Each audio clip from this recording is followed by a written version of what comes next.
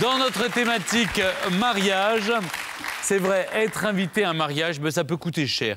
Alors lui, il a peut-être trouvé la solution. En tout cas, pour ce qui concerne les chaussures, on retrouve Laurent. Quand on est invité à plusieurs mariages, ou dans la même famille, ou chez des amis, au cours d'une saison, et que les cartons d'invitation s'accumulent, on n'a pas forcément le nombre de paires de chaussures suffisantes pour en changer tout le temps.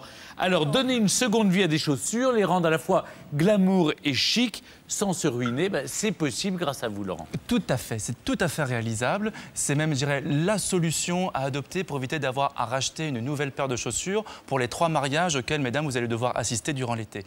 J'ai demandé conseil à Marie-Eva, qui est une blogueuse pétillante spécialisée dans le mariage, qui a eu l'immense gentillesse, si je puis dire, de nous révéler ses secrets pour customiser, mesdames, vos chaussures qui sont parfois un petit peu fatiguées et les transformer en souliers de fête. On regarde les images et je vais tout vous expliquer. Très bien.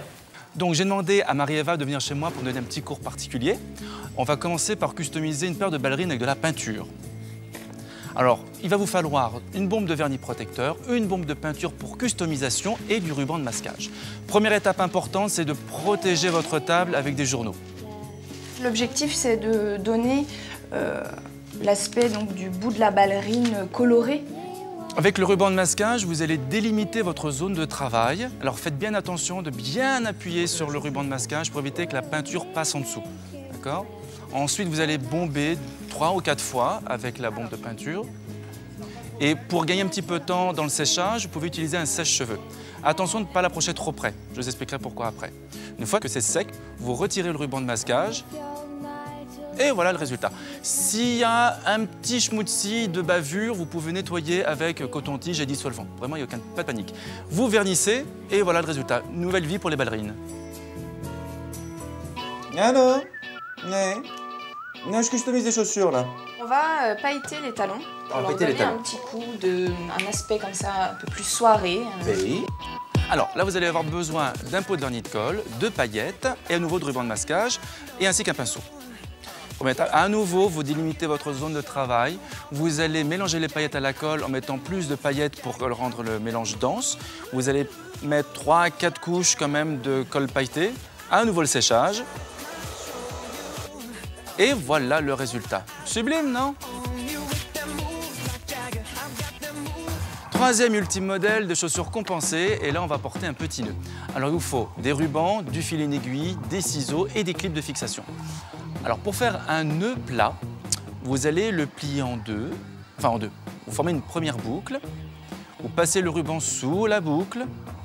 Vous le passez un nœud par-dessus. Et vous allez former 2 autres boucles plates en laissant un petit espace d'1 centimètre entre chaque bord. Vous fixez avec un point de couture, tout simple. Vous allez habiller votre nœud avec un petit ruban fantaisie. À nouveau, un point de couture tout simple pour fixer le ruban. Et voilà le joli nœud. Là maintenant qu'on a fait les nœuds, comment on le fixe? Il existe des clips qu'on peut trouver en mercerie, qu'on peut coudre au dos et qu'on peut ensuite clipper à la chaussure. Il n'y a plus qu'à fixer. Une fois que le clip est fixé, vous serrez fortement le nœud, pour resserrer le clip, vous centrez bien sur la chaussure et voici votre chaussure compensée, votre paire de chaussures compensées, relookée, revue, corrigée. 3 idées sympathiques. C'est pas mal, ça. C'est 3 idées, mais alors... Oui, parce que c'est à la fois sur des ballerines, sur des talons compensés et des talons... Tout type de chaussures. Ces 3 techniques ont l'air de bien marcher, mais comment réussir du premier coup sans risquer d'abîmer les chaussures? Alors, déjà, pas de panique. Les produits qu'on a présentés sont des produits faciles d'utilisation qui ne risquent absolument pas d'abîmer les chaussures. Donc, si éventuellement vous loupez votre œuvre, si votre travail, du dissolvant, coton-tige, un chiffon doux, ça revient à 0. La petite difficulté, je vais dire, ce sera d'éviter de faire baver la colle ou la peinture. Et sur les 3 techniques dont on vous a parlé, la plus délicate reste celle du bombage.